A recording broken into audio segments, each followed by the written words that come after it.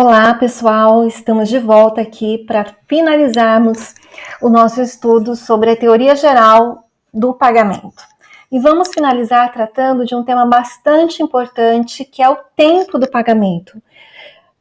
Bom, todas as obrigações que nós contraímos no nosso dia a dia, na nossa vida negocial, na nossa vida legal, elas têm um prazo para serem cumpridas, né?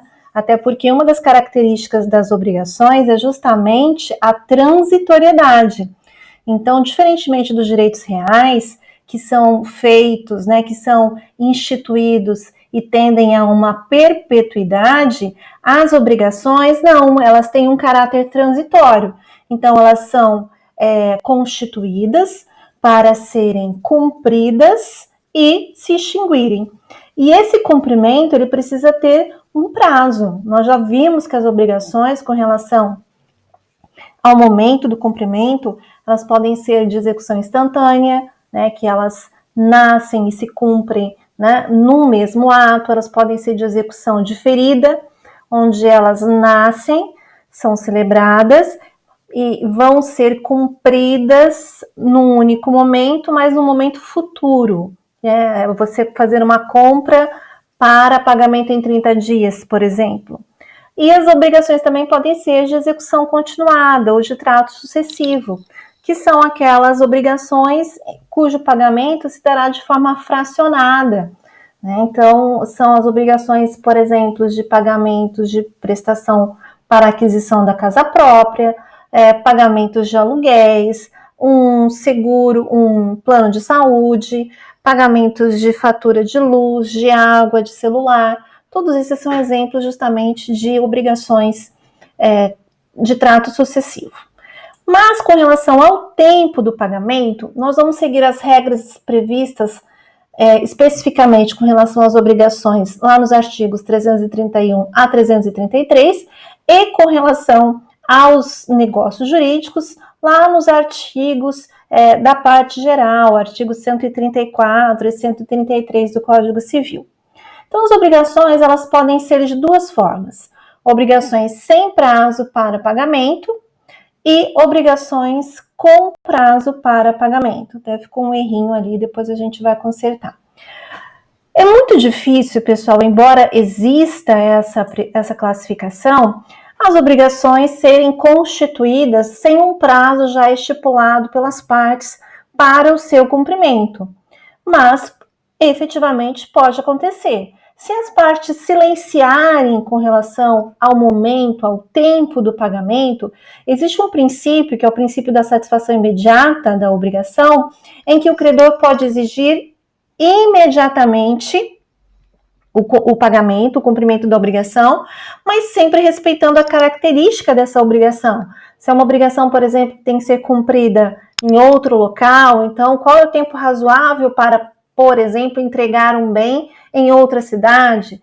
Se é uma obrigação para compra de um determinado imóvel, onde não foi estipulado ali um prazo para se comprar esse imóvel, então, né, um pai que promete a um filho que vai doar um imóvel para esse filho, mas ele não coloca ali um prazo para efetuar a compra desse imóvel e a doação.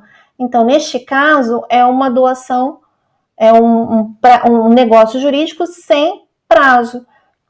Precisa, então, que o filho notifique o pai, caso o pai não efetue essa compra, para que, então, ele possa constituir em mora o pai, se caso no tempo em que o filho der ali o prazo na notificação, 90 dias, 120 dias, se o pai nesse período não efetuar a compra, posteriormente ele poderá ser constituído em mora. É um exemplo, né? Uma doação aí prometida, porém não cumprida.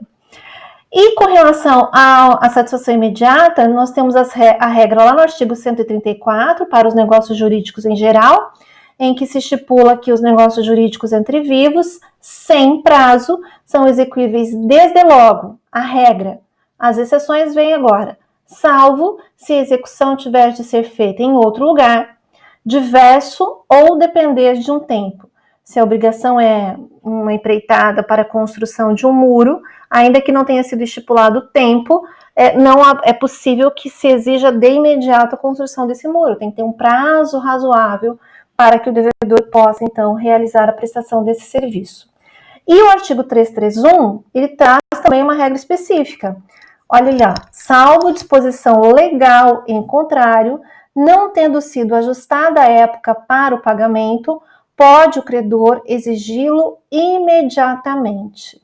Então, veja, salvo disposição legal em contrário. O artigo 134 já traz uma disposição legal em contrário, quando ele fala se a execução tiver de ser feita em lugar diverso ou se depender de tempo. Então, ele já faz essa ressalva. Então, não tendo sido ajustado época para o pagamento, pode o credor exigi-lo imediatamente. Aqui eu trouxe também outras exceções a esse artigo 331, né, quando fala que salvo disposição legal. Nós temos, então, a segunda parte do artigo 134, que nós acabamos de ler. Temos também aqui o artigo 581, que fala sobre o comodato, lembrando que o comodato é o empréstimo gratuito de bens infungíveis, que determina que quando não houver prazo convencional, seja estabelecido entre as partes, presume-se que o comodato será o necessário para o uso concedido. Então, se houve ali o empréstimo de um trator, de um vizinho para o outro, para que ele faça ali o arado de 5 alqueires de terra, ainda que não se estipule prazo entre os contratantes, não é possível que se exija, em caso contrário, né, que se faça em 1 dia, 2 dias. Então, é preciso, então, que tenha ali um prazo razoável, né, o prazo para o uso concedido. Normalmente, se não é possível aferir esse prazo de uma outra forma, judicialmente é feito através de perícia. E o artigo 592, que ele trata do contrato de mútuo, né, que é o empréstimo de bens fungíveis. Então, quando não houver convenção expressa sobre o prazo, então os incisos 1 e 2 do artigo 592, ele traz os prazos que são presumidos ali pela lei. Eu até vou fazer o seguinte, para que a gente possa analisar corretamente esse prazo, eu quero dizer para vocês, para a gente tentar fazer então a leitura específica, para que a gente consiga então deixar isso de forma bem clara para vocês.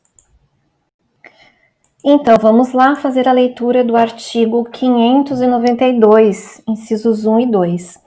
Não se tendo convencionado expressamente, o prazo do mútuo será, inciso 1, até a próxima colheita, se o mútuo for de produtos agrícolas, assim para o consumo como para semeadura. De 30 dias, o inciso 2, pelo menos se for de dinheiro. Inciso 3, do espaço de tempo que declarar o mutuante, se for de qualquer outra coisa fungível. O que nos interessa mesmo são os incisos 1 e 2, porque se não se convencionar o prazo, em se tratando de produtos agrícolas que foram emprestados, como sementes, vamos imaginar aí, de milho, o prazo será, né, a próxima colheita, se o mútuo for de produtos agrícolas, tanto para o consumo como para semeadura. Então tem que aguardar a colheita para que então possa ser considerado vencido esse empréstimo. Ou se for um mútuo em dinheiro, se A empresta para B R$1.000 e não convencionam ali prazo para pagamento, supõe-se que esse prazo será de pelo menos 30 dias. Ou seja, antes de 30 dias, A não pode exigir a devolução do dinheiro de B. Valéria, mas as partes podem convencionar que A empresta para B R$1.000 por 10 dias? Sim, perfeitamente possível. O exemplo aqui é quando A e B não convencionam prazo. Aí a lei vem e fala, olha, já que não estipularam prazo, será de pelo menos 30 dias, ok? Então, e é necessário, claro, que o credor manifeste, né, notifique o devedor a respeito, então, do desejo de receber, para que, após esse prazo caso o devedor não efetue o pagamento, ele seja considerado em mora. Com relação ao tempo do pagamento, as obrigações, que é o mais comum, né, é realmente a maioria das obrigações, todas elas têm ali um prazo, seja um prazo convencional, estabelecido pelas partes, ou um prazo legal, existe o prazo para o cumprimento. Então, existe um momento de vencimento dessas obrigações.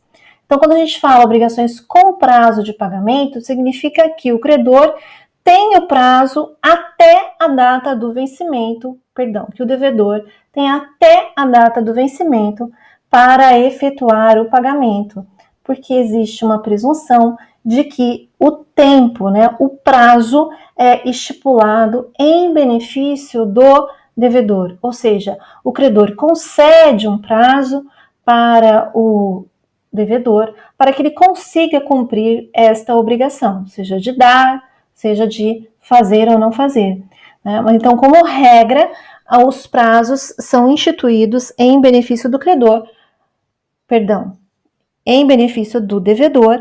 Portanto, se o devedor quiser cumprir antes esta obrigação, ele tem todo o direito. Inclusive, tem direito se for uma relação de consumo, se for um empréstimo, se for um contrato de crédito, ele tem direito de pagar antes com desconto dos juros, inclusive é o que está estabelecido lá no artigo 52, 53 do Código de Defesa do Consumidor. Mas, excepcionalmente, as obrigações também podem ser instituídas, o prazo, em benefício do credor. Mas isso é preciso que fique ou expressamente previsto no contrato, ou a própria natureza da obrigação leve a essa conclusão. Se, por exemplo, alguém está construindo uma casa e vai até uma fábrica de móveis e diz assim, olha, eu vou, daqui 6 meses a minha casa ficar pronta e eu já quero deixar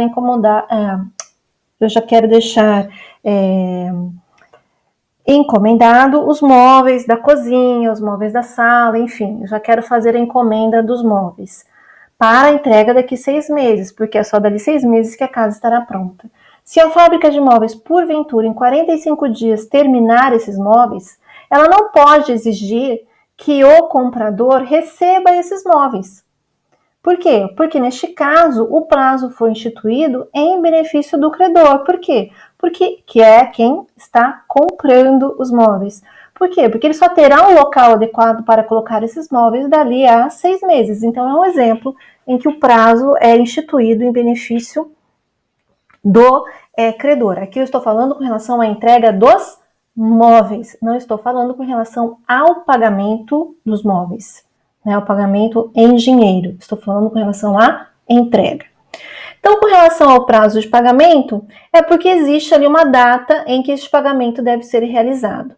Porém, o próprio Código Civil traz algumas situações em que é possível ao credor, mesmo em uma obrigação com prazo de pagamento, exigir, então, o vencimento antecipado, né, o pagamento antecipado, que é justamente o que está previsto ali no artigo 333 do Código. Olha só, aqui o artigo 333, ele é uma exceção à regra de que a obrigação deve ser cumprida no vencimento. Então, nós temos a exceção do artigo 333, que fala sobre a antecipação do vencimento, ou vencimento antecipado, e na letra B, nós estamos falando do pagamento antecipado, que é justamente o que eu falei para vocês. Como regra, o pagamento pode ser antecipado pelo devedor. Por quê? Olha lá o artigo 133. Nos testamentos, presume-se o prazo em favor do herdeiro e nos contratos em proveito do devedor. Então, se ele quiser antecipar o pagamento, ele pode, salvo, olha a exceção, quanto a esses, se do teor do instrumento ou das circunstâncias resultar que se estabeleceu a benefício do credor ou de ambos os contratantes, que foi o exemplo que eu dei para vocês da entrega dos móveis, certo? Então, são duas exceções aqui em que é possível realizar, não observar o prazo, né, previsto ali para pagamento. Então, o que nos interessa é o disposto no artigo 333. Olha lá. Ao credor assistirá ao direito de cobrar a dívida antes de vencido o prazo estipulado no contrato ou marcado neste código. E aí ele traz os incisos. Inciso 1, no caso de falência do devedor ou de concurso de credores. Inciso 2, se os bens hipotecados ou empenhados forem penhorados em execução por outro credor. Inciso 3, se cessarem ou se tornarem insuficientes as garantias do débito, fidejussórias ou reais, e o devedor intimado se negar a reforçá-las. Vamos lá, a explicação desse artigo 333. Então, quando que o credor, mesmo numa obrigação com prazo estipulado para pagamento, poderá exigir antes do devedor, né, o pagamento? Quando que essa dívida, então, vence antecipadamente? Bom, nas hipóteses previstas ali, mas é importante eu já frisar para vocês que esse rol do artigo 333 é um rol meramente exemplificativo. Primeiro, porque é perfeitamente possível que as partes instituam por contrato ou seja, convencionarem um instrumento particular de confissão de dívidas ou num contrato, que o pagamento de uma ou de alguma das parcelas, que a falta, né, do pagamento de uma ou de alguma das parcelas gera o vencimento antecipado de toda a dívida, com a incidência de correção monetária, juros e multa. Então, se A deve a B um valor e vai efetuar o pagamento em 5 parcelas mensais, é perfeitamente possível que eles firmem nesse instrumento particular de confissão de dívidas, que se A deixar de pagar qualquer uma das parcelas, consequentemente, implicará o vencimento antecipado de todas as demais que ainda restarem. Pessoal, uma observação importantíssima. Isso só vale se estiver expressamente previsto. Não havendo previsão no contrato, não há o vencimento antecipado, porque deixou-se de efetuar o pagamento de uma das parcelas. Nesse caso, o credor pode exigir o pagamento daquela que já está vencida, mas aquelas que ainda não venceram, não havendo previsão contratual, ele não pode cobrar. Ele só pode cobrar se, chegado o vencimento, o dia do pagamento, o devedor não realizar esse pagamento.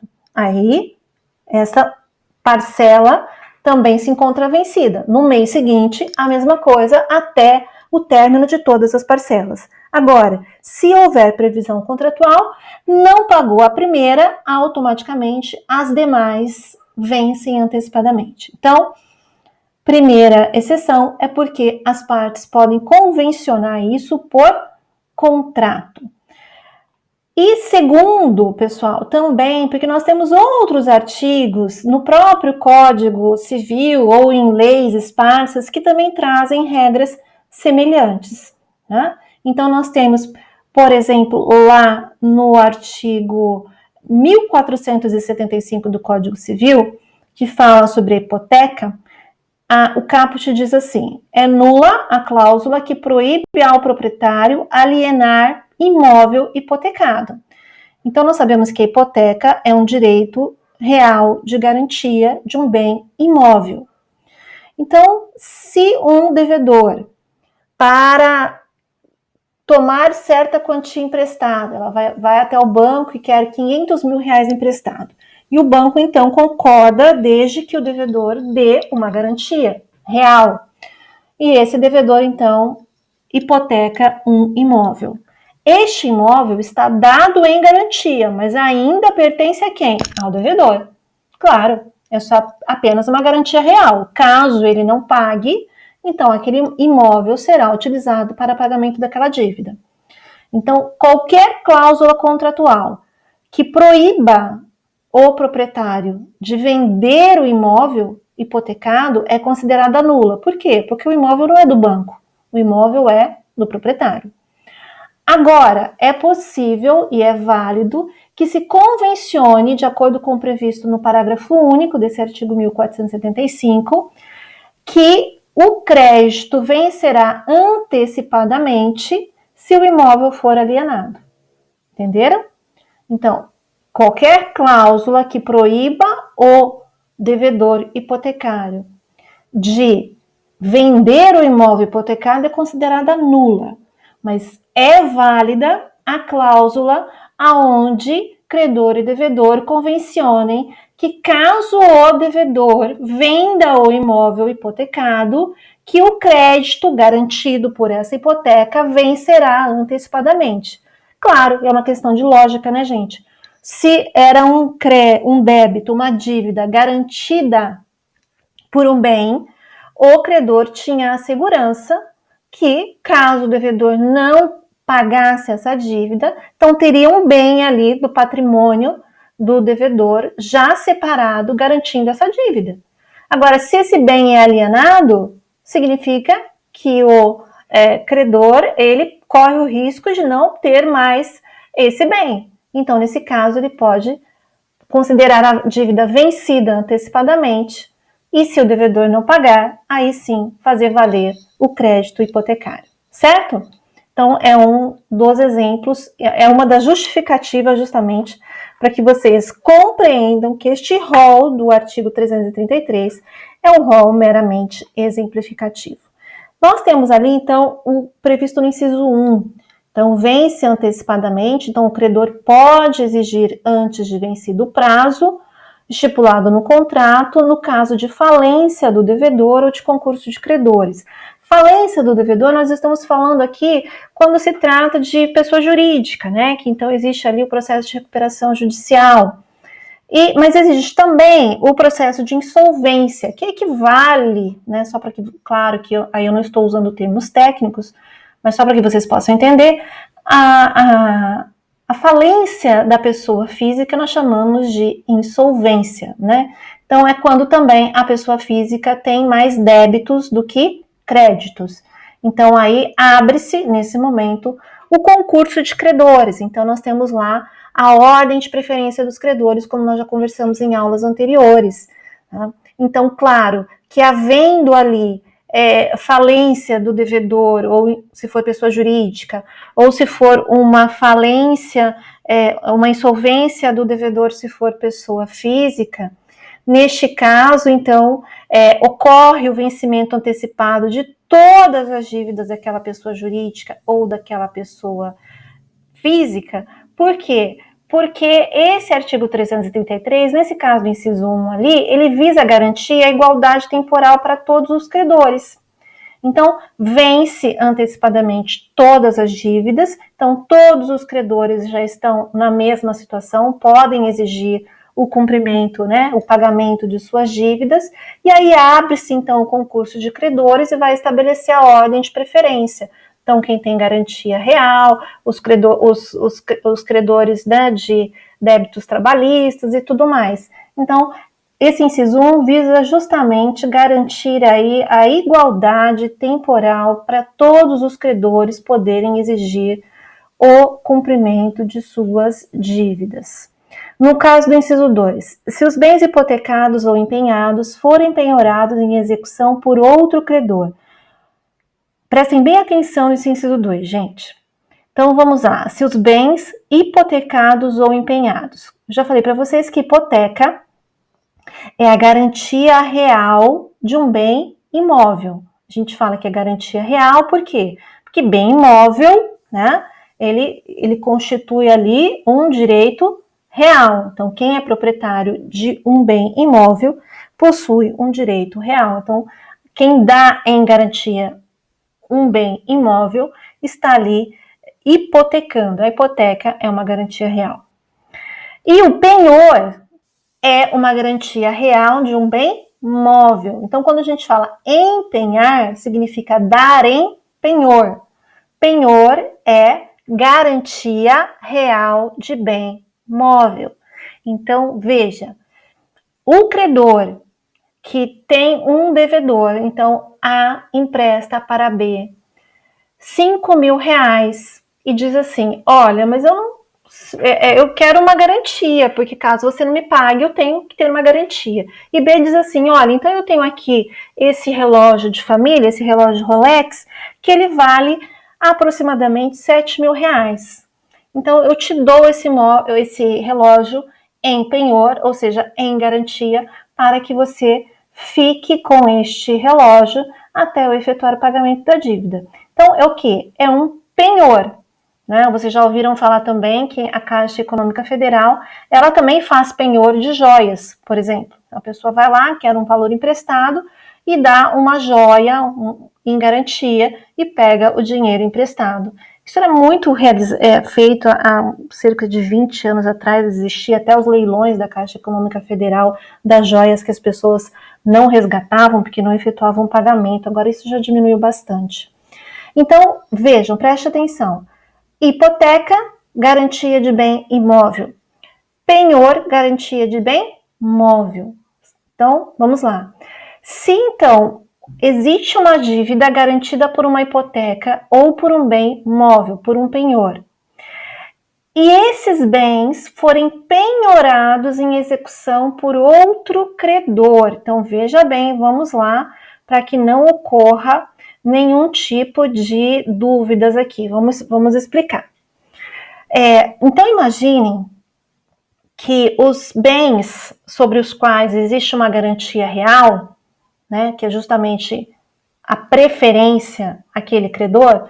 Então, se A emprestou para B R$5.000 e B deu em garantia um relógio Rolex, então existe ali uma preferência desse credor. Caso essa dívida não seja paga, ele ficará com o relógio. Ele já tem, então, um bem separado do patrimônio do devedor que está garantindo o pagamento dessa dívida. Mas vamos imaginar que B também tem uma dívida com C, e essa dívida já está em execução judicial.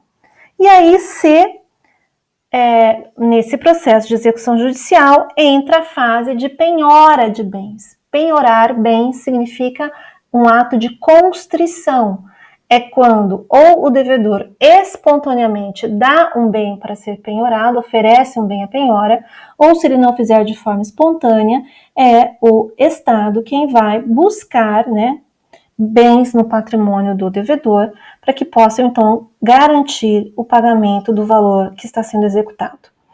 Se nesse caso, o que for achado de bem, né, para penhora for exatamente esse relógio Rolex do devedor, e este relógio for penhorado nesta execução que C move contra B, então, neste caso, porque houve a penhora de um bem que já foi dado em garantia, né, pelo devedor ao credor, este credor pode considerar essa dívida vencida antecipadamente, para que então esse credor, detentor dessa garantia real, possa exercer a preferência, certo? Então, novamente, se os bens sobre os quais existe uma garantia real, ou seja, uma garantia hipotecária, bem imóvel, ou garantia ou penhor, que é a garantia de bem móvel, que nós chamamos também de garantia pignoratícia, né? Se esses bens, portanto, que estão ali garantindo e, portanto, dão preferência a esse credor, forem penhorados por um credor que provavelmente é um credor quirografário, ou seja, não tem preferência nenhuma, mas como o processo dele já está em fase de penhora, ele consegue penhorar esse bem, né, que está lá dado em garantia.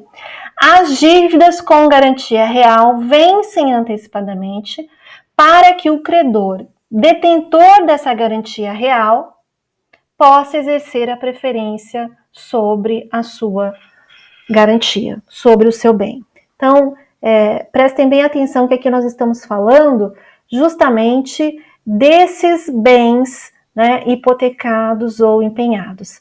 Prestem atenção que empenhar é garantia real de um bem móvel.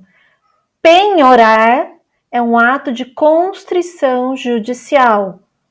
Então, não confundam empenhar com penhorar, tudo bem?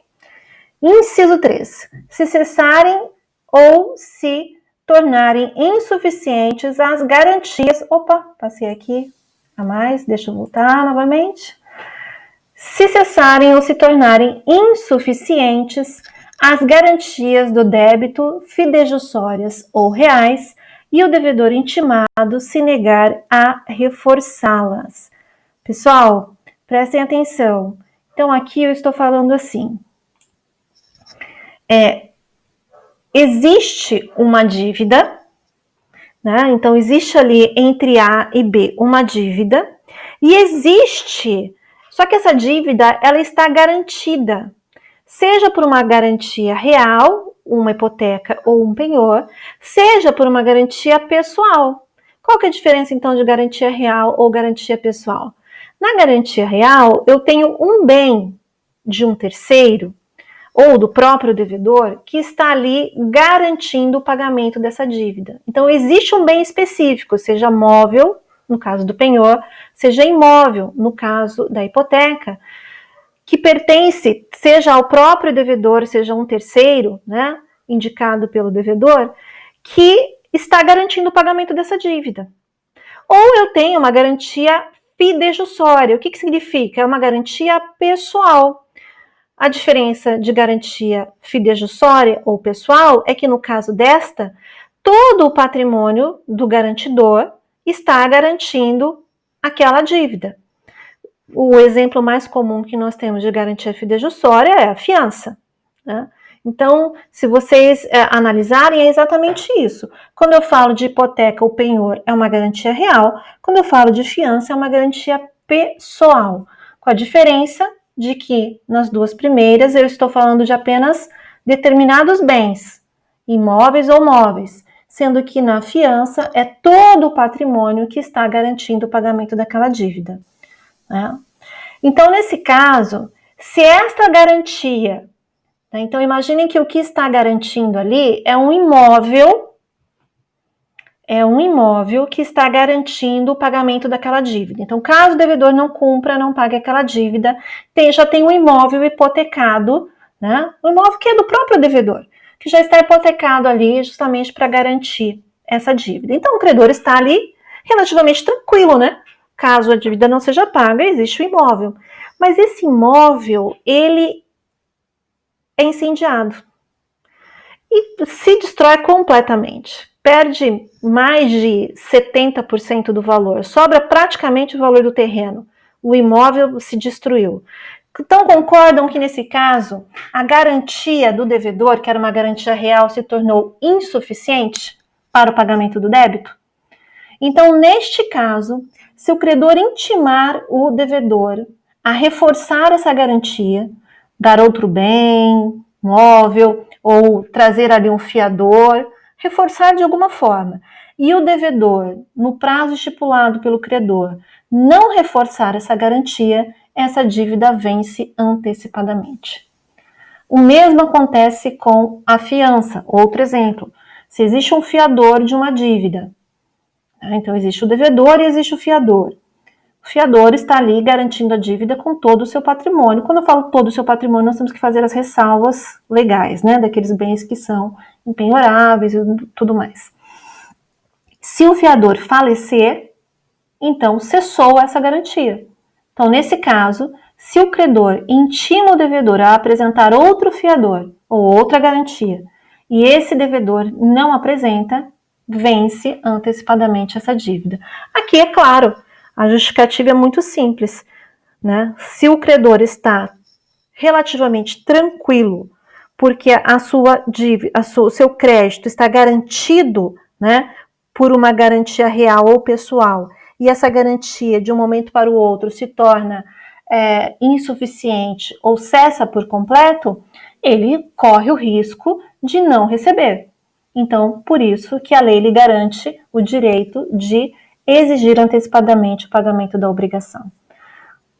Combinado, pessoal? Então, essa seria a explicação aí do artigo 333 e o parágrafo único, para que a gente finalize, Nos casos deste artigo, se houver um débito solidariedade passiva, não se reputará vencido quanto aos outros devedores solventes.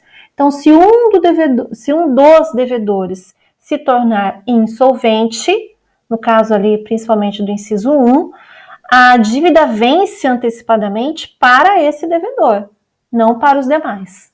Né? Então, porque aí nós temos que fazer essa diferenciação. Então, em relação àquele devedor insolvente, o credor pode exigir antecipadamente, mas com relação aos demais, não poderá. Seguimos então agora para as obrigações. Não, aqui nós já fizemos, exatamente. Com relação ao pagamento antecipado, nós já conversamos. Então, com isso, nós finalizamos aqui a nossa aula sobre tempo do pagamento, né? Lembrando que é importante que nas obrigações sem prazo, para que o credor possa exigir o cumprimento desta obrigação, exigir este pagamento, é necessário que ele notifique, que ele comunique o devedor, para que o devedor cumpra a obrigação no prazo estipulado nesta comunicação, nesta notificação, que pode ser extrajudicial ou judicial. E caso o devedor não cumpra nesse prazo, aí sim ele será constituído em mora. Eram essas as nossas observações finais. Nosso próximo assunto agora será modalidades especiais de pagamento, porém isso é a matéria do terceiro bimestre. Nós encerramos aqui a matéria do segundo bimestre. Muito obrigada, pessoal. Bons estudos para vocês.